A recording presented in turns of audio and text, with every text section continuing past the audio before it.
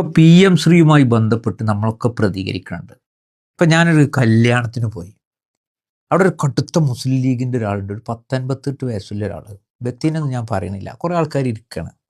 മൂപ്പർ എന്നോട് പറഞ്ഞു, യാസർ, ഞാൻ സ്ഥിരമായി നിന്റെ കേൾക്കാറുണ്ട്, പക്ഷെ നീ ലീഗിനെ വല്ലാതെ പറയുന്നുണ്ട്. മൂപ്പർ ലീഗിനെ പറയുന്ന മൂപ്പർക്ക് പ്രശ്നം.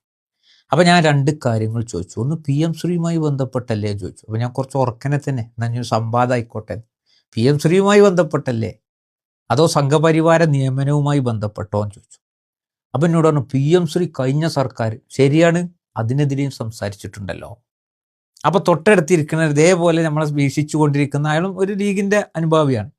അപ്പോൾ റൊണാൾഡ് ശരി കേട്ടോ, യാസർ കഴിഞ്ഞ ഇതിലും സംസാരിച്ചിട്ടുണ്ട്, അത്തരം കാര്യങ്ങളിൽ സംസാരിക്കാൻ എനിക്കറിയാമെന്ന് പറഞ്ഞു. കാരണം ഇരു മുന്നണികളെയും താങ്ങേണ്ട ഒരു അവസ്ഥ. ഇപ്പം ഞാൻ SDPI കാരനാണല്ലോ, അപ്പോൾ ആ നിലയ്ക്ക് തന്നെ സംസാരിച്ചിട്ടുണ്ട്. അപ്പോൾ ഞാൻ മൂപ്പരോട് എല്ലാവരോടും അവിടെ ഇരിക്കുന്നവരോടൊക്കെ പറഞ്ഞു, നമ്മൾ ഈ വിഷയങ്ങൾ സംസാരിക്കണം. ഇപ്പോൾ എനിക്ക് 39 വയസ്സായി, 40 വയസ്സോട് അടുത്തു എന്ന് ഞാൻ പറഞ്ഞു. മൂപ്പരോട് ചോദിച്ചു, നിങ്ങൾക്ക് എത്ര വയസ്സുണ്ടായിരുന്നു? അപ്പോൾ മൂപ്പർ പറഞ്ഞു, എനിക്ക് 58ആയി. ഓക്കെ, അങ്ങനെ എല്ലാവരും ആ ഒരു ഏജാണ്, ഇന്ത്യയിലേറെ ഏജില്ല ആൾക്കാരാണ്. ഞാൻ പറഞ്ഞു, ഞാൻ ഇനിയും കൂടി കൂട്ടിയിട്ട് നമുക്ക് ഇവിടെയുള്ള നമ്മുടെ ജീവിതത്തിൻ്റെ 40% കഴിഞ്ഞു. നിങ്ങളൊരു കാര്യം ആലോചിച്ചുകൊണ്ട്, നമ്മളെ മക്കളെ എങ്ങനെയാണ് ഇവിടെ വിദ്യാഭ്യാസം നേടുക, അവരുടെ വിദ്യാഭ്യാസപരമായ കാര്യങ്ങൾ എങ്ങനെ മുന്നോട്ട് കൊണ്ടുപോവുക, നിങ്ങൾ എപ്പോഴെങ്കിലും ചിന്തിച്ചിരിക്കണോ? ആ രാഷ്ട്രീയ പാർട്ടി നിർത്തിങ്ങാണ്ട് എന്ന് വെച്ചു. മുണ്ടണില്ല ആരും. ഇവരെ വിചാരം എന്താ നിങ്ങൾ? ഈ പി എം ശ്രീയുമായി ബന്ധപ്പെട്ടൊക്കെ നമ്മൾ പറയുന്നത് ഈ കോൺഗ്രസിനെ എതിർക്കാം അല്ല, ഇത് നടപ്പിലാക്കരുത് എന്നുള്ളതുകൊണ്ട് ഭാവി തലമുറക്ക് വേണ്ടിയിട്ട്. കാരണം അത് കേന്ദ്ര സംഘപരിവാര BJP അജണ്ടയുടെ ഭാഗമായി വരുന്നതാണ് എന്ന്. ഇവിടെ ഞാൻ മാത്രമല്ലല്ലോ, ഇവിടെ ഇപ്പോൾ ഈ പറയുന്ന, അതായത് ഗാന്ധിജി ഇല്ലാത്ത, നെഹ്റു ഇല്ലാത്ത എന്നൊക്കെ പറഞ്ഞ് KM ഷാജിയൊക്കെ പ്രസംഗിച്ചത്, അതിനൊന്നും നമുക്ക് തള്ളിക്കളയാൻ സാധിക്കില്ല. അത് ആ കോലത്തിലായി മാറിയാൽ നമ്മുടെ കുട്ടികളുടെ വിദ്യാഭ്യാസപരമായ കാര്യങ്ങൾ, ചരിത്രത്തെ വളച്ചൊടിച്ചാൽ നമ്മുടെ കുട്ടികളുടെ ഭാവി തലമുറ, നമ്മുടെ കുട്ടികളെങ്ങനെ വിദ്യാഭ്യാസപരമായി മുന്നോട്ട് നീങ്ങാം? ഈ ഒരു ചിന്തയിലേക്കാൾ അപ്പുറത്തേക്ക് നമ്മളെ രാഷ്ട്രീയം പിടിമുറുക്കിയിട്ടുണ്ടെങ്കിൽ നമ്മൾ സ്വയം ഒന്ന് പരിശോധിക്കുന്നത് നന്നായിരിക്കും പ്രിയപ്പെട്ടവരെ. മാത്രവുമല്ല, സംഘപരിവാര നിയമനങ്ങൾ നടക്കുക 30-ൽ 19 RSSുമായി ബന്ധപ്പെട്ട ആളുകൾ വിദ്യാഭ്യാസ മേഖലയിലും മറ്റുമൊക്കെ.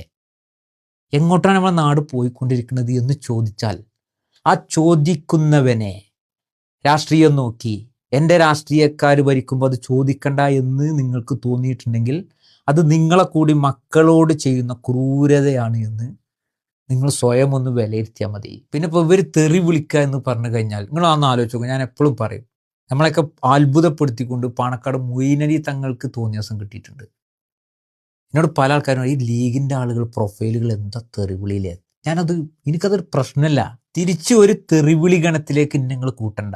ഞാൻ ഇന്ന് വരെ ആശയപരമല്ലാതെ ഒരു മനുഷ്യനെ പച്ച തെറി വിളിക്കേ അല്ലെങ്കിൽ മറ്റൊരു രീതിയിൽ കൈകാര്യം ചെയ്തിട്ടില്ല എന്നുള്ളത് എന്നെ വീക്ഷിച്ചു കൊണ്ടിരിക്കുന്ന ലീഗുകാർക്കും കോൺഗ്രസ്സുകാർക്കും മാർക്സിസ്റ്റുകാർക്കും ഇവിടെ മതല്ലോനും ഇല്ലാത്തവനൊക്കെ അറിയും.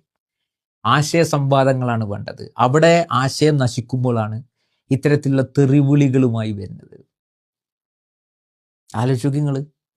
അപ്പോൾ പറഞ്ഞു വരുന്നത്, നമ്മൾ ഏതെങ്കിലും ഒരു രാഷ്ട്രീയ വെറുപ്പോടുകൂടി കോൺഗ്രസിനെ ഇല്ലാതെയാക്കണം, ലീഗിനെ ഇല്ലാതെയാക്കണം എന്നുള്ളൊരു നിയത്തോടു കൂടിയാണ് ഞാൻ പണിയെടുക്കണമെങ്കിൽ അത് ശരിയല്ല. നേരെ മറിച്ച് പി എം ശ്രീയിൽ ഞാൻ എതിർപ്പ് പ്രകടിപ്പിക്കുമ്പോൾ, അതേപോലെ തന്നെ നിയമനങ്ങളിൽ എതിർപ്പ് പ്രകടിപ്പിക്കുമ്പോൾ, സംഘപരിവാര അജണ്ടകളുമായി ഇവർ ഓരം ചേർന്ന് നടക്കുമ്പോൾ, ഈ നാട്ടിൽ വർഗീയത പറഞ്ഞ, വിഭാഗീയത പറഞ്ഞ ആൾക്കാരെ വീടുകളിൽ പോയി ഇവർ സന്ദർശനങ്ങൾ നടത്തുമ്പോൾ ഏതായാലും ആശയപരമായ വിയോജിപ്പുകളെ അറിയിക്കും. അതല്ലാതെ എന്തെങ്കിലും പറഞ്ഞിട്ട് കാര്യമില്ല. എൻ്റെ മക്കൾ മാത്രമല്ല, നിങ്ങളിനി ഏത് രാഷ്ട്രീയക്കാരാണെങ്കിലും നിങ്ങളെ മക്കൾ ഇവിടെ ജീവിക്കേണ്ടവരാണ്. ഈ നാടിൻ്റെ ചരിത്രം പഠിക്കേണ്ടവരാണ്, യഥാർത്ഥ ചരിത്രം.